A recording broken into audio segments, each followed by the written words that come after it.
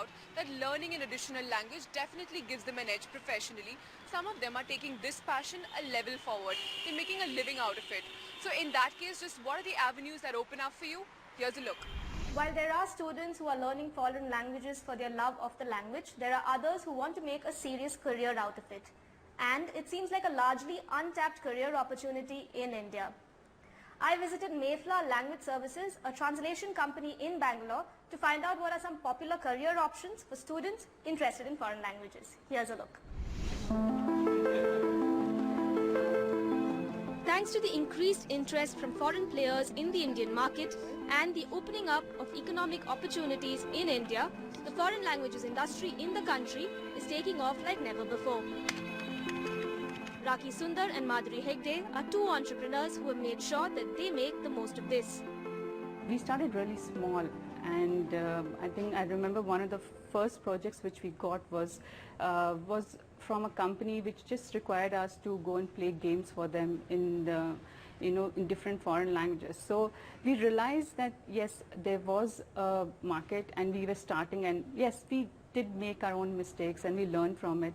But then slowly, when over the years the requirements increased. Actually, there were different kind of requirements which started coming to us. Now if you see that there are requirements not only in translation or in the software industry I talked about, there's a lot of requirement in the e-learning industry, The rise in foreign language services companies in India has also opened up a world of career opportunities for foreign language experts. Correct. Contrary to popular belief, being a foreign language interpreter isn't the only exciting option for a language expert.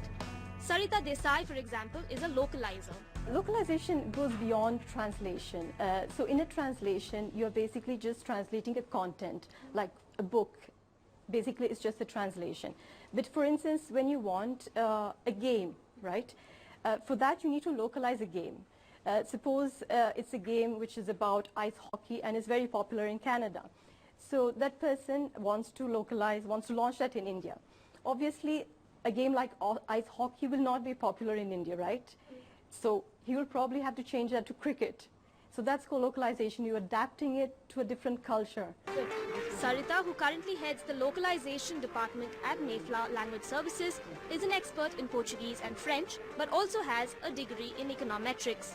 Her journey into a career in languages was not the most straightforward route.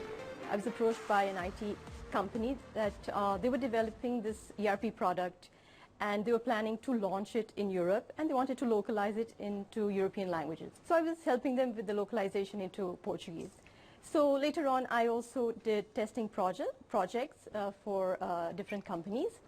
So in testing, what you do is you have an application, a software application that has already been localized into a certain language, and you need to test it. What exactly do you test for? So there are three things that you need to test. One is the linguistic testing, where you check for the grammar, for the spelling, for punctuation, syntax, accuracy of the language.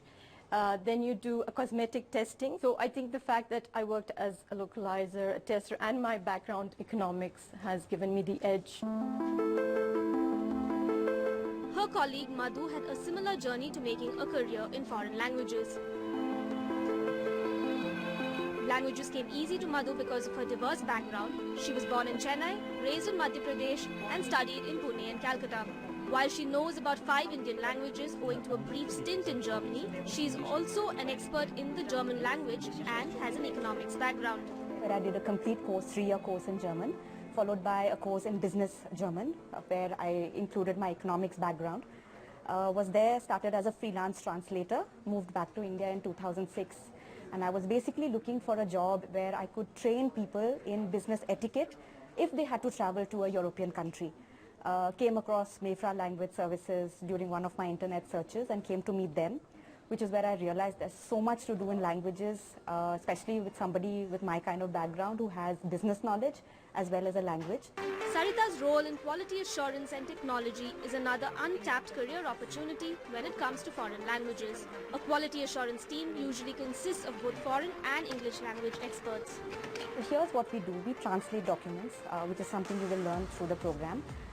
Once the document is translated and comes back, we don't deliver it to the client without checking it. So basically it's a check where we check the linguistic part, the grammar part.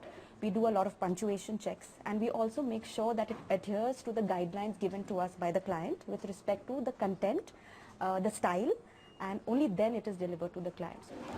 And finally, the most popular of language services careers is that of a voiceover official. Éviter de tels problèmes à l'avenir. Just as an example, if there is a SME or a subject matter expert who has developed the entire thing in English and he is unable to produce it in Germany or he is unable to produce it in Spain because of the language barrier which comes in. So here we as a Mayflower, we help them to localize the entire content. We have the resources, we have the people who can take care of the translation and who can take care of the voiceover part. So the SME completely creates the scripts for us, and the entire thing is purely, it is given in the same way how the SME needs to present it to the German team or the Spain team. It doesn't have to stop at foreign languages of other countries though.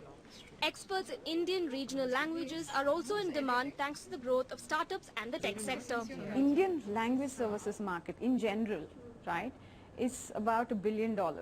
It's a big market, really. A lot of e-commerce companies want to sell, or even mobile companies, for example, they want to sell to rural India. So if you want to sell to rural India, if you want to sell to different geographies within India, English is not really the main language. You need to have a different local language. There is a lot you can do right now. The IT industry is booming. There's a lot of people right now who are going global. The e-commerce industry is booming. Everybody is looking at globalization, that is going out of India or coming into India. A lot of FDI happening in different sectors and different industries, and anybody who wants to sell a product outside their geography needs a language, right? Needs communication in a different language. If you know a foreign language, your salary bracket is a little higher than what it would be otherwise. While jobs are aplenty when it comes to foreign languages in India,